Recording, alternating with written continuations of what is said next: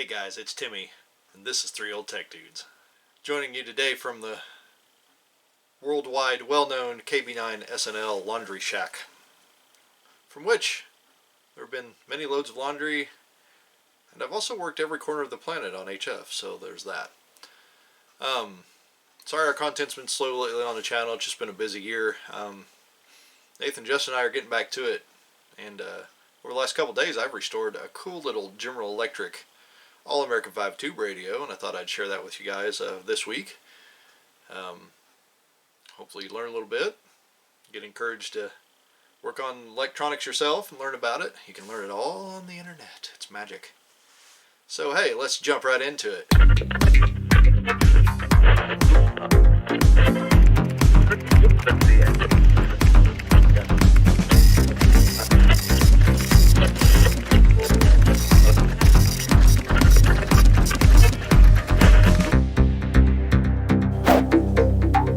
Alright, it's AA5 time again. This go around we're going to work on this 1960-ish General Electric T-100A. This is a radio Nathan, I think, found for me for like $15 at some point. I forgot I had it, found it in an old grocery bag the other day. I thought, well, you need to give this poor little guy some love. Cabin's kind of grubby, got some wear on the numbers on the dial. However, it's a pretty cool dial. I like big dials.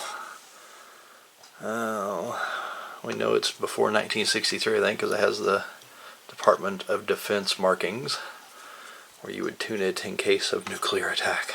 One of these two spots, because that's how the government had radio stations set up at the time. It's a nice design. Looks like kind of this gold paint has worn off a bit. I wonder if I can touch that up somehow. Another thing I noticed is it has the same knob on it as far as the volume control. It's very similar design to the a particular clock radio that was popular in the 1950s, one of which my dad has somewhere that belonged to my great-grandmother, I believe. Okay, this is a radio that came in a few colors with different model numbers, kind of like the Westinghouse I did some time ago on the channel. It had different model numbers for each color. This is mahogany, did I say that right? Alright, looks like something's been set on the cardboard or thick cardboard, paperboard backing. You can see it's pushed in up there at the top. It does have the Underwriter Laboratories interlock cord. This one is actually not damaged, even though I'm sure it's on the edge. Looks to be the original cord. Has the UL markings on the blade. Gonna see there. Yeah, so this is likely the original power cord.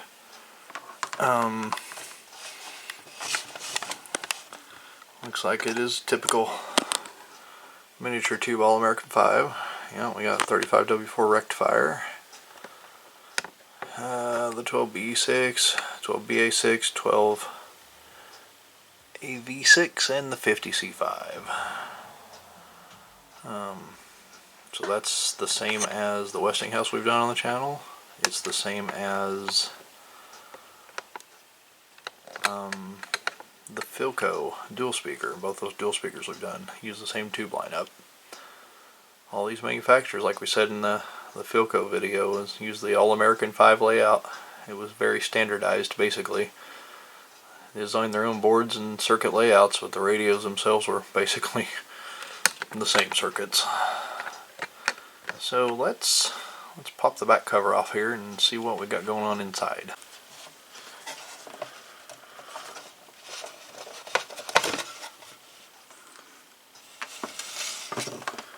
Oh goodness, it's a tight little guy. Yeah. So what we got going here? I got typical speaker. Got the audio output transformer on board. Looks like it is a printed circuit board. Package filter cap. At least one paper cap, .047. That one of those black ones over there. Yeah, that can be made to go away. It's also 0.047 microfarad. This one's a piece of cake. The case is in exceptionally good shape on those. I think I'm going to disassemble this entirely, and we're really going to clean this up.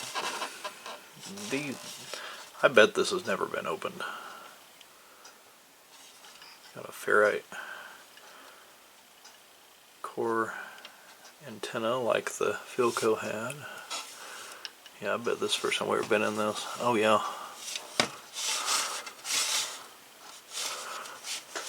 Look at this. Let's get you guys in here to see this. I just noticed.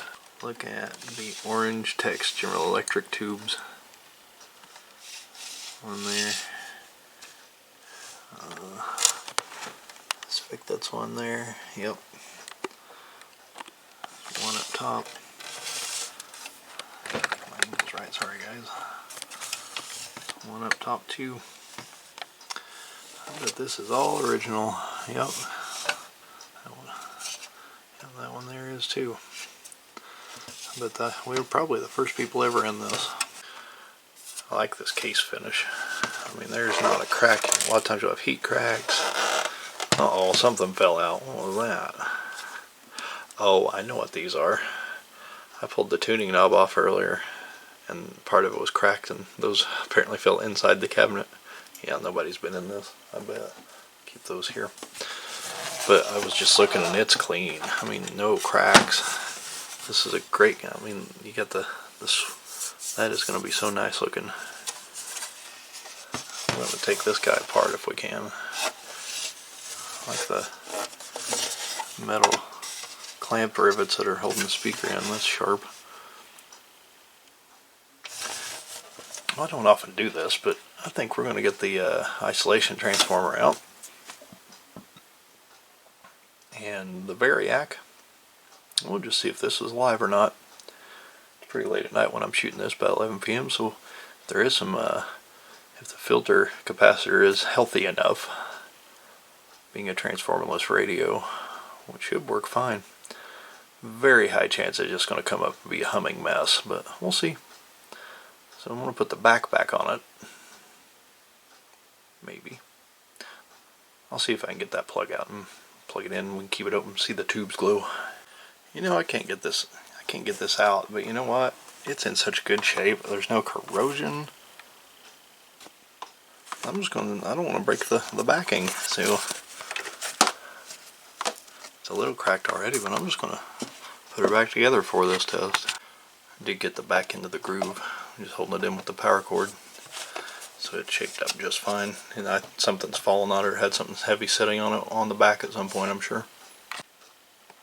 We've got our ISO tap and variac rig assembled.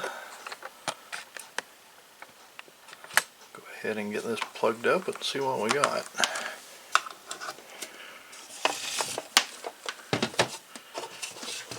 Gentle that power cord.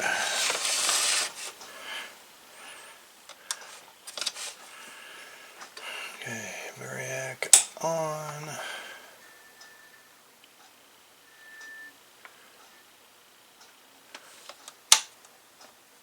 Just turn this on and we'll let it heat up real gently. At about a little over 30 volts there. It's not going to do anything there.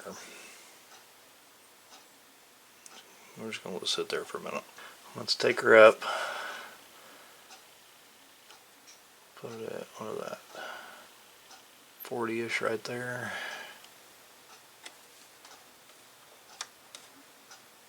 Nothing yet. It's kind of something you just have to take your time with.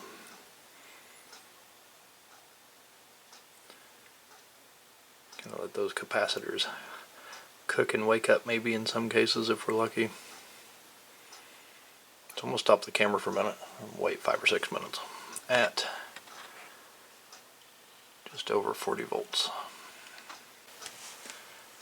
Okay, it's been about 5 minutes. We're going to take it up to 60. which is about half volt, half power.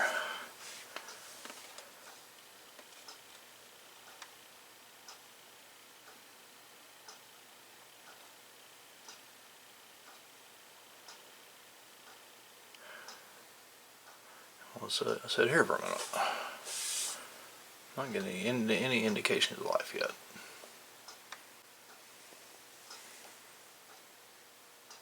Okay, 75. Darn thing ought to start doing something.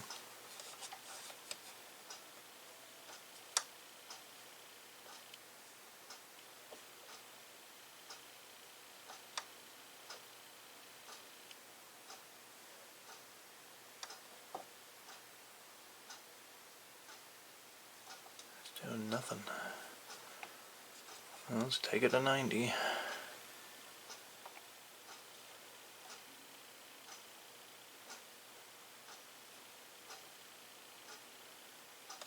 I'm not sure it's working at all.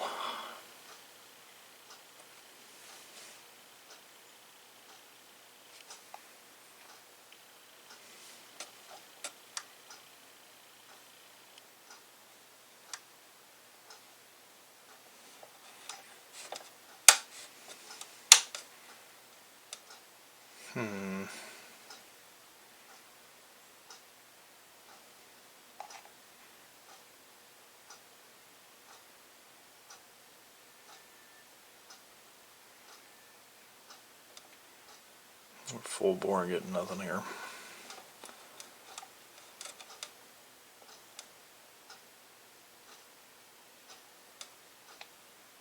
Alright, we're going to have to check if we got power through line cord. Okay, got our probes in the plug on the multimeter. Rig up our variac and see what we got coming into the radio. Nothing. Holy cow.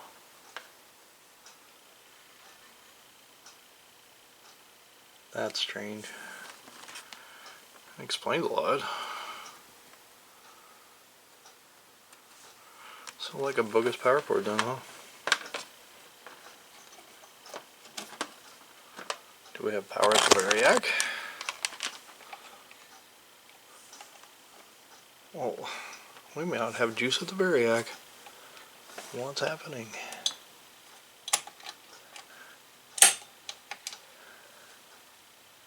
Fuse is good.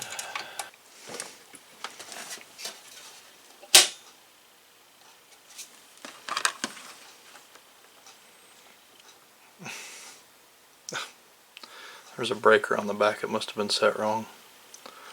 Ah, jeez. Because now we're showing 82.3. Yep, and it moves up like it should. Here it is, our analog meter. Well, okay, it's right on the 90 line. I'm showing 90.9, or it's floating around. Wow. Transformer works.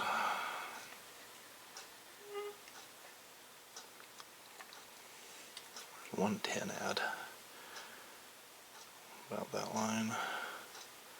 Good to know. Okay, let's try all that mess again.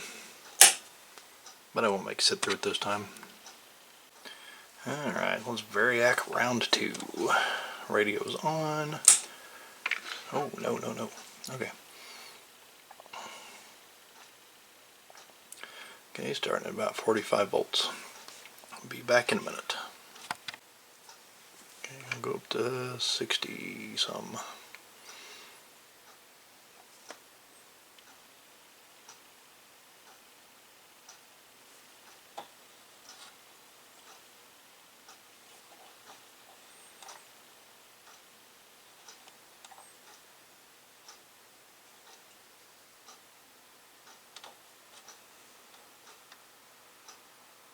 Starting to hear hum. Bad filter caps for sure. Hear it? Volume's all the way down. It's going to come up to basically full volume.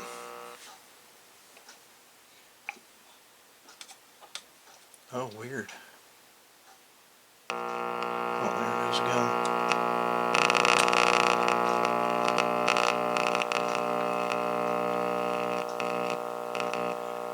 the voltage way back down to about 40.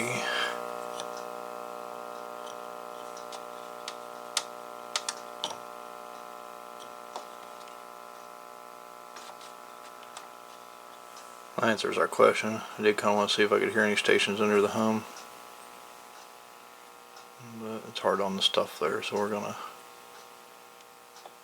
cut it off there, and we're gonna replace those filter caps. Alright, we are totally disassembled. Everything has been separated from its original place. This little speaker clips are kind of neat. They just kind of clip over the plastic posts in there. Hold the thing in. I had 3 of them. It's pretty easy to work free with a screwdriver.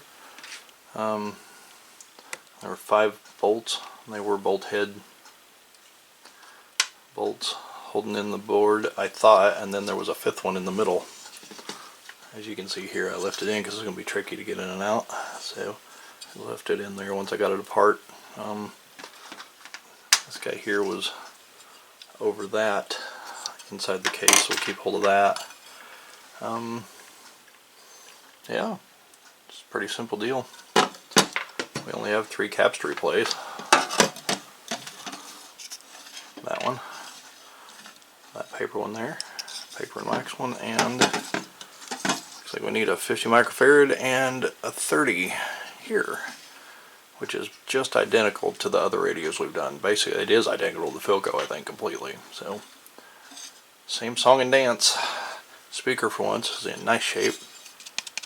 I like the cork to keep it from vibrating. That's nice. So, keep it from vibrating against the plastic casing. So, we will get to recapping this as soon as I'm sure we have all the caps. And we're going to clean this guy up here. Look here. Look at the colors in that under where the dial was. We can get all this dust out of there. Maybe retouch the text, I hope. Make this thing look pretty sharp. We'll clean the inside out too. So it's nice to not have any paper labels on it. They're on the cardboard backing. So that's a good deal.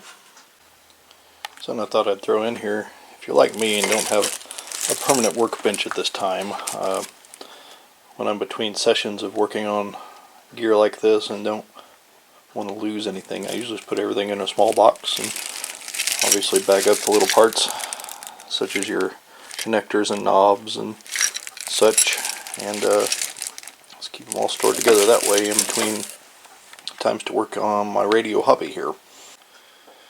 Okay, we've located the parts we need.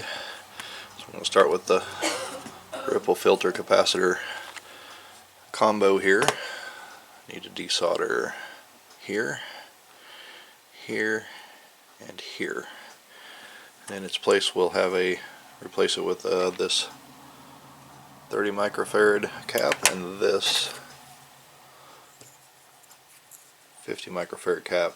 Both of the originals are rated at 150 volt, so we got a 160 volt here, and I believe this one is also rated for 150 or 160. 150. Okay, there you go.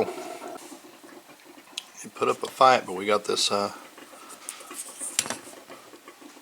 filter cap package out. One thing about these old desoldering irons, I've had this one about 20 years. Sometimes you got to tighten these screws or it won't transfer heat if you get a little play back and forth. And I just had the worst time getting that solder heated up until I figured out, oh, the head's a little loose. So Weller tips do that as well. You have to tighten them down every so often. So we've got spots for our new caps. There's a jumper wire here that I'll have to make sure to solder in that goes on one leg there. So yeah, goes on one leg there. Make sure that stays soldered here. And that spot there. So we'll get to connecting. I think that's the common.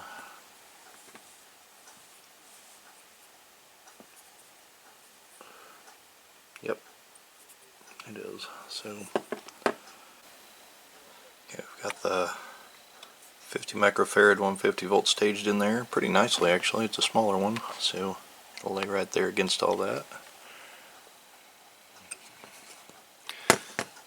This one here won't be as graceful, but so how about these bigger Sprague atoms that are probably more suited for non-printed circuit board rigs, but oh well. Okay, we've got the 30 staged over the top there. Actually looks pretty good. I'll double check our work here on those. So we know the common is A, which is the leg in the back. So C should be 30, and it is, and B should be 50, and it is. Alright, yep, so we've got them staged properly. Go ahead and get these soldered in here. Before I get to soldering, we'll make sure we see we got this jumper wire that runs across where the old capacitor used to be into the 30 microfarad spot there. I'll make sure we don't lose that and that it gets soldered in as well. And both the commons come out here, and that one there has a wire in the same tray, so we'll make sure it stays plenty soldered. So here goes nothing.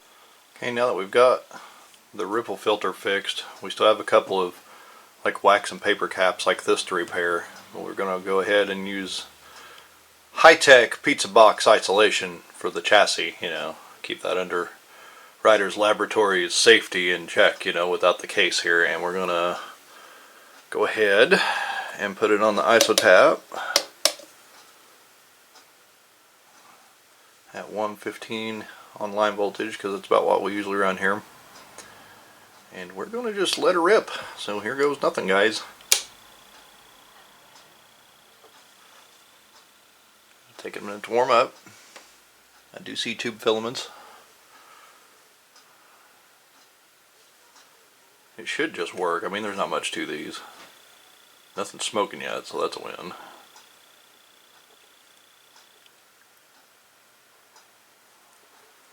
Come on.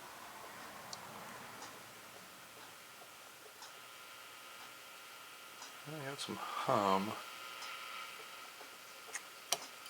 More than I'd like.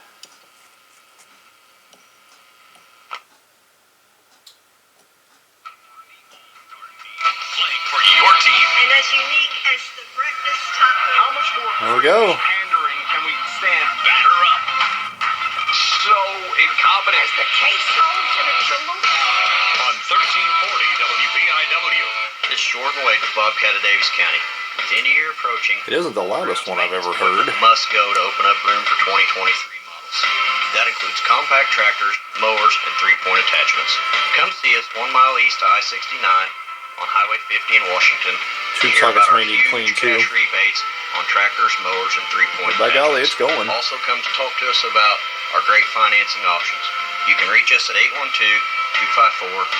812-254-7070. Pretty clean too. Or check us out on It's not very Facebook. loud. All my life, my parents strongly encouraged me to make good choices. This phrase continues to shape my life professionally. Hello, this is Sam Martin with Dennis Real Estate Group. Knowing when to list your home.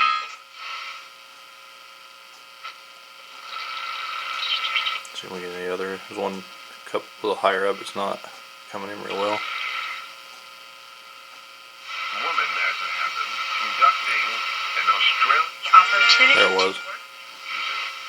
Mexico 1370 AM in nearby Bloomington. combined. It's about all the signals we get down here during the day. CNG with Thomas Insurance.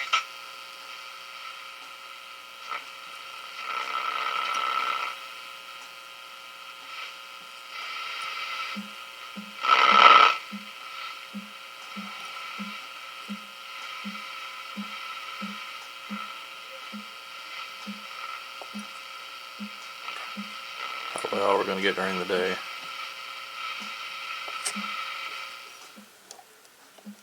That's pretty good though. I'm pleased. Debating on whether to wait for 47 actual 0.047 microfarad caps or to just use 0.05s that I have. I'm going to Google on that and see what that is. I did that with the Westinghouse, but the Westinghouse also has some gremlins that I've never documented in videos yet.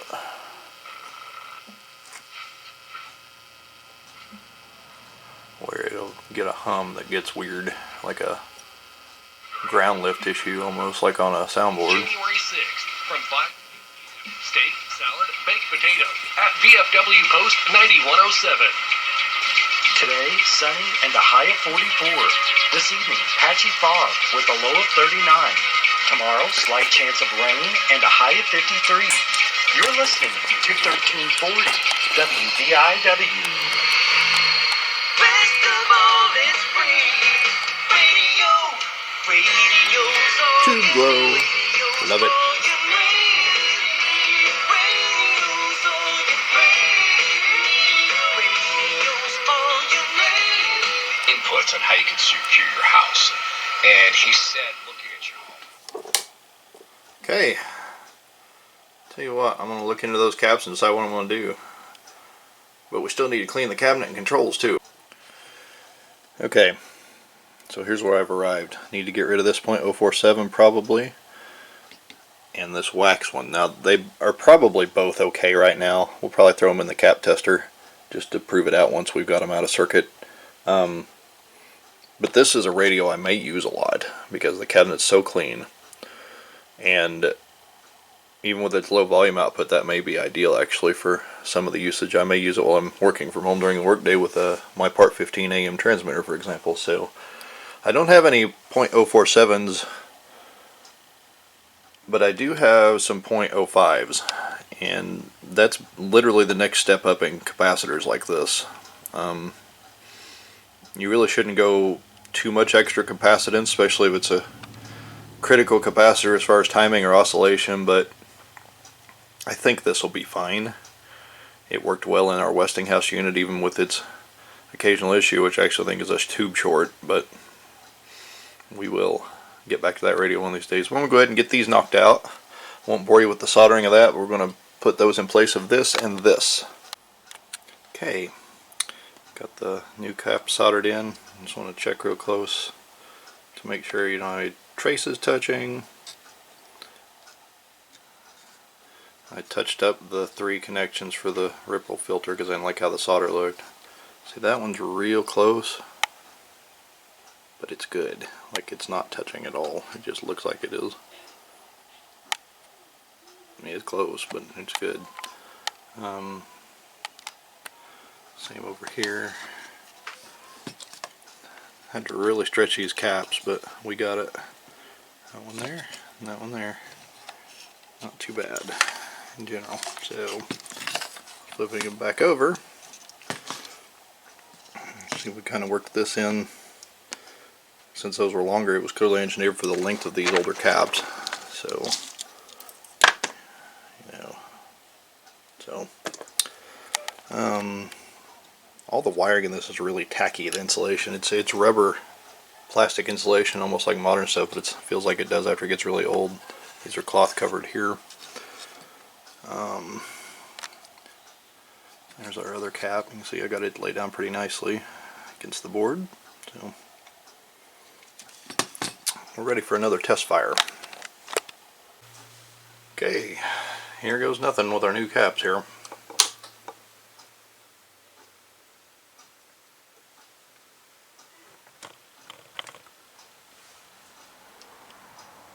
Should have basically the same performance.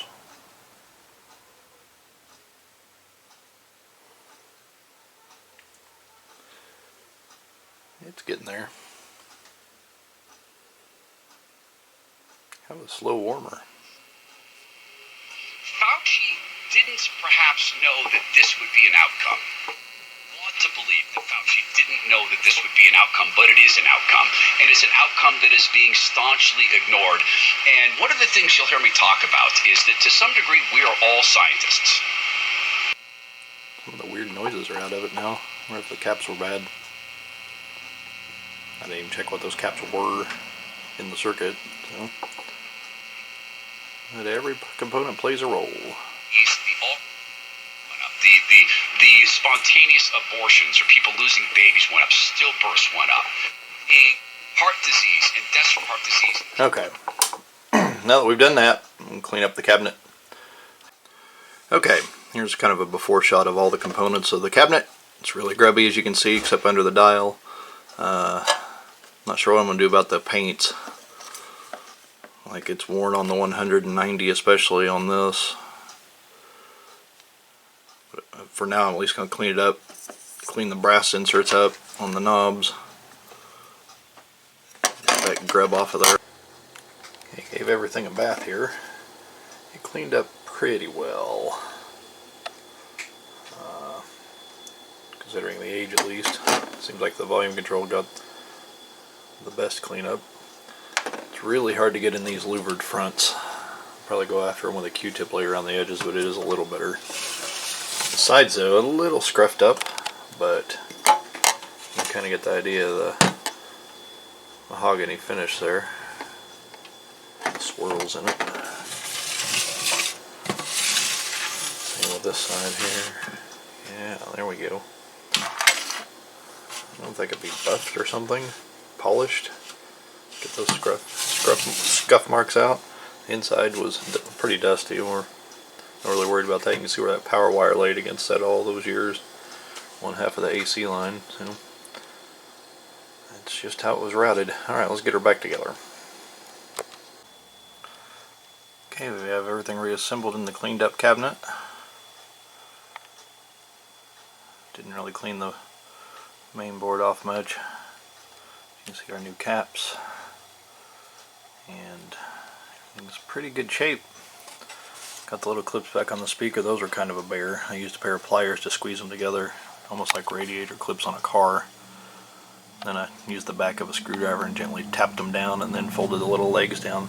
So you want the speaker to move at all, and it doesn't, because these little radios tend to rattle if anything's loose when the volume's up. So get the back on it here and we'll have a look at it.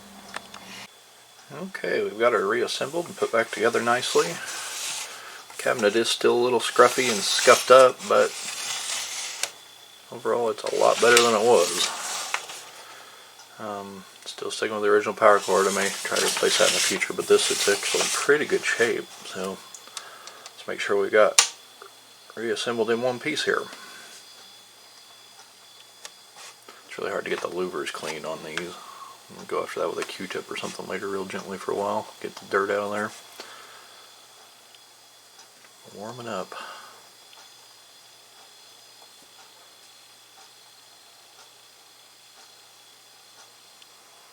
We can sense these things. We'll get back to the discussion about Trump, President Trump, whether he should withdraw his support for the injections. People are telling me via email.